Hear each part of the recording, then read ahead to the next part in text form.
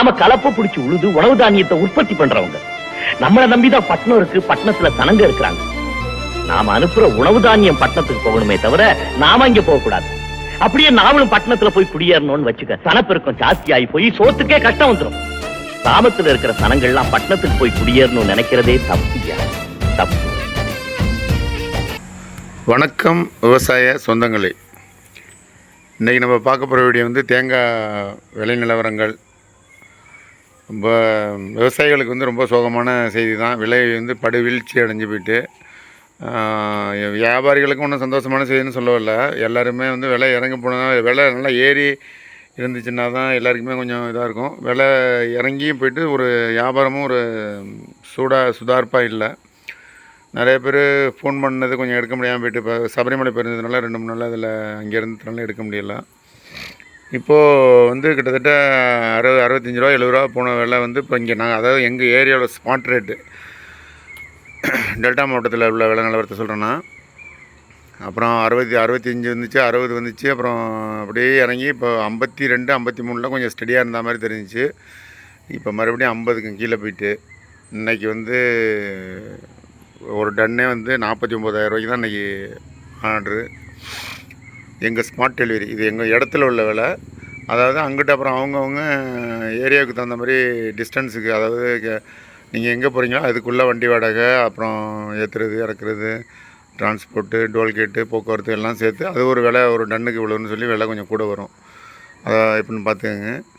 அப்புறம் இந்த விலை வீழ்ச்சி வந்து மார்கழி மாதம் பிறந்ததுலேருந்து ரொம்ப கொஞ்சம் வீழ்ச்சியாக இருக்குங்கிற மாதிரி எல்லாம் சொல்கிறாங்க. அதாவது விசேஷங்கள் எதுவும் இல்லை, தேங்காய் உற்பத்தி அதிகமாக போயிட்டு, அது ஒரு முக்கியமான காரணம். அது 2018க்கு அப்புறம் இந்த எங்கள் ஏரியாவில் சொல்கிறேன், கஜா புயலில் வந்து மரம்லாம் போய் கொஞ்சம் காய்ப்பு கம்மியாக இருந்துச்சு. இப்போ போட்ட தென்னம்பிள்ளையெல்லாம் ஓரளவு இப்போ காய்ப்புக்கு வர ஆரம்பிச்சிட்டுன்னு வச்சுக்கோங்களேன். அதுலேருந்து இப்போ ஒரு சாதாரணமாக சராசரி வந்து ஒரு 5,000 வெட்டிக்கிட்டு இருந்தவங்கலாம் இன்றைக்கி ஒரு 2,000 3,000 சேர்த்து வெட்ட ஆரம்பிச்சிட்டாங்க.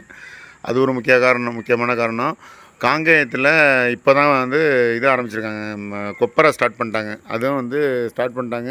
இந்த தை பிறந்துட்டுனா அதுக்கப்புறம் விலை ஒரு 50,000 52,000 வந்து ஸ்டெடியாக நிற்கும் அப்படிங்கிற மாதிரி சொல்கிறாங்க.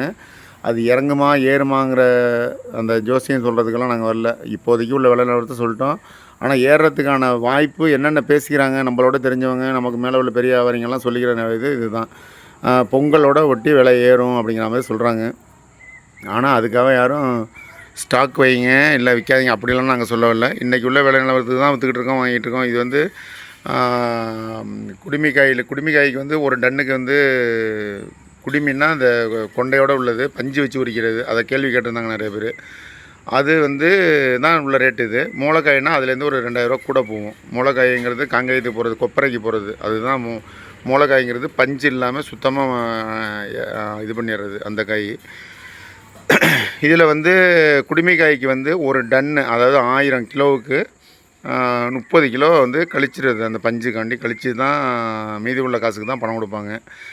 அந்த மொட்டையாக முடிக்கிற பாருங்கள் மூளைக்காய், அதுக்கு வந்து எதுவுமே கிடையாது. அப்படியே உள்ள ரேட்டு போட்டு நீங்கள் இது பண்ணிக்க வேண்டியது தான். அப்புறம் கொப்பரை விலை வந்து உங்களுக்கு நல்லா இறங்கி போயிட்டு 240 ரூபா 245 ரூபா விற்றுக்கிட்டு இருந்தது. இப்போ இன்றைக்கி 190 ரூபாய்க்கு வந்துடுச்சு. நம்பர் 1 190 ரூபா. அதுக்கப்புறம் உங்களுக்கு செகண்ட் குவாலிட்டி அப்படின்னா பார்த்துக்கங்க, அதுக்கு தகுந்த மாதிரி கொஞ்சம் குறைச்சி தான் போயிட்டுருக்கு.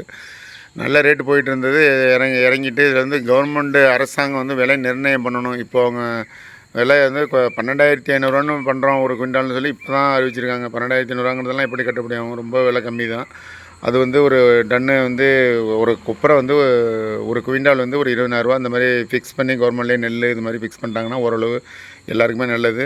விலை வந்து ஸ்டாண்டர்டாக இருக்கும். இப்போ வந்து டிபிஎஸ்சில் அரசு கொள்முதல் நிலையத்தில் வந்து நெல் எப்படி கொள்முதல் பண்ணுறாங்களோ அந்த அளவுக்கு கவர்மெண்ட்டில் வந்து தேங்காய் ஒரு முக்கியமான எல்லா இடத்துலையும் விளையுது. இப்போ நம்ம முன்னாடியெல்லாம் பொள்ளாச்சி உடுமலைப்பேட்டை இதுதான் ஃபேமஸான ஏரியா. இப்போ நாங்கள் வரும்போது கூட பார்த்துக்கிட்டு வந்தோம். பொள்ளாச்சி உடுமலைப்பேட்டை தென்னந்தோப்பு, உடுமலைப்பேட்டையிலாம் தென்னந்தோப்பு எக்கச்சக்கமாக இருந்துச்சு. நல்லாவும் மெயின்டெனன்ஸ் பண்ணிட்டு தான். எல்லா சாகுடியுமே இங்கே சூப்பராக பண்ணுறாங்க. மிளகா எல்லாமே நல்லா இருந்துச்சு, ரொம்ப செழுமையாக இருந்துச்சு. அதேமாதிரி இப்போ டெல்டாவில் வந்து முன்னாடி நடவு தான் அதிகமாக இருந்துச்சு. இப்போவும் ஏகப்பட்ட இடத்துல வந்து தென்னம்பிள்ளை போட ஆரம்பிச்சிட்டாங்க. முக்கியமான காரணம் வந்து ஆள் பற்றாக்குறை 100 நாள் வேலை வந்ததுனால சுத்தமாக ஆள் கிடைக்காம போயிட்டு சமாளிக்க முடியாமல் தான் இப்போவும் கடல போடுறவங்களாம் இருக்காங்க தான், சுத்தமாக மாறிட்டாங்கன்னு சொல்லவில்லை.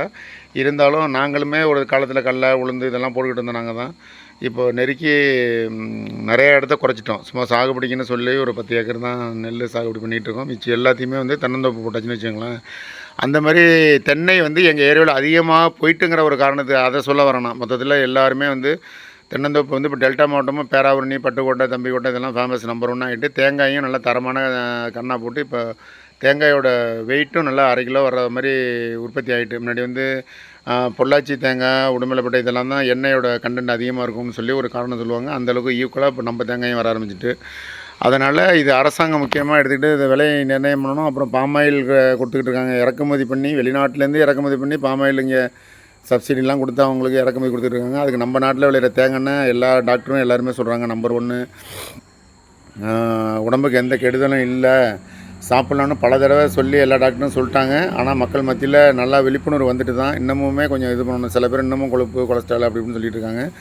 தாராளமாக தேங்காய் எண்ணெய் யூஸ் பண்ணலாம். தேங்காய் எண்ணெய் விலையும் கொஞ்சம் குறைஞ்சிருக்கு. 1 கிலோ 1 லிட்டருக்கு வந்து இப்போ ஒரு 70-80 ரூபா இறங்கி போயிட்டு, அதனால தான் இந்த விலை வீழ்ச்சிக்கு முக்கிய காரணம். தேங்காய் எண்ணெய் விலை வைக்கணும். அதுக்கு முக்கியமான காரணம் வந்து கொப்பரை நல்லா விலை வைக்கணும். கொப்பரை வந்து அரசாங்கம் விலை நிர்ணயம் பண்ணணும். கொள்முதல் பண்ணுறது வந்து கேரளா மாதிரி கவர்மெண்ட்லேயே வந்து மற்ற தேங்காயை அவங்க கொள்முதல் பண்ணுறாங்க. அந்த மாதிரிலாம் பண்ணாங்கன்னா இன்னும் நல்லது. இதை வந்து நமக்கு விவசாயிகள் வந்து இப்போதைக்கு வந்து தென்னை விவசாயிகள் அதிகமாக உள்ளாங்க. விலை இப்படி இறங்கிட்டு போணுச்சுன்னா ரொம்ப நஷ்டமாக தான் போகும். அதாவது இப்போதைக்கு வந்து ஒரு 50 ரூபா ஒரு ஒரு ஒரு அதாவது 1 கிலோ 50 ரூபாங்கிறது ஓகே, தாராளமான விலை தான்.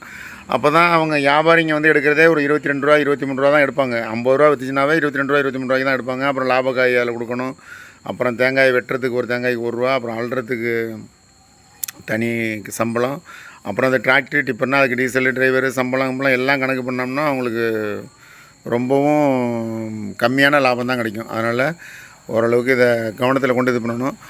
தேங்காயும் வந்து வியாபாரிகள் வந்து 25 ரூபா 26 ரூபா 27 ரூபான்னு வாங்கினவங்களுக்கெல்லாம் கொஞ்சம் வந்து பெரிய ஒரு இது தான் இந்த இடத்துல. ஒரு 24 ரூபா 25 ரூபா 23 ரூபான்னு இனிமேல் வாங்கினா தான் தப்பிக்கலாம். 23 ரூபா 22 ரூபா 22 23 24 இந்த ரேஞ்சில் வாங்கினா தான் உங்களுக்கு முதல் எடுக்கலாம். உங்களுக்கு 26 27 எடுத்தவங்களுக்கெல்லாம் கொஞ்சம் இழுத்துக்கு பிடிச்சிக்கிட்டு தான் போயிட்டுருக்கோம். மட்டை வந்து 2 ரூபா, அதில் வந்து விலை குறையாமல் போயிட்டுருக்கு. தேங்காய் தேவைப்படுறவங்க மட்டும் ஃபோன் பண்ணுங்கள். தேவையில்லாமல் ஃபோன் பண்ணிகிட்டு இருக்க வேண்டாம். ஏதாவது டவுட்னா கமெண்ட் பண்ணுங்கள். மீண்டும் ஒரு நல்ல தகவலோடு நல்ல வீடியோவில் சந்திப்போம். சப்ஸ்கிரைப் பண்ணாமல் நிறைய பேர் பார்த்துக்கிட்டு இருக்கீங்க, பண்ணி சப்போர்ட் பண்ணுங்கள்.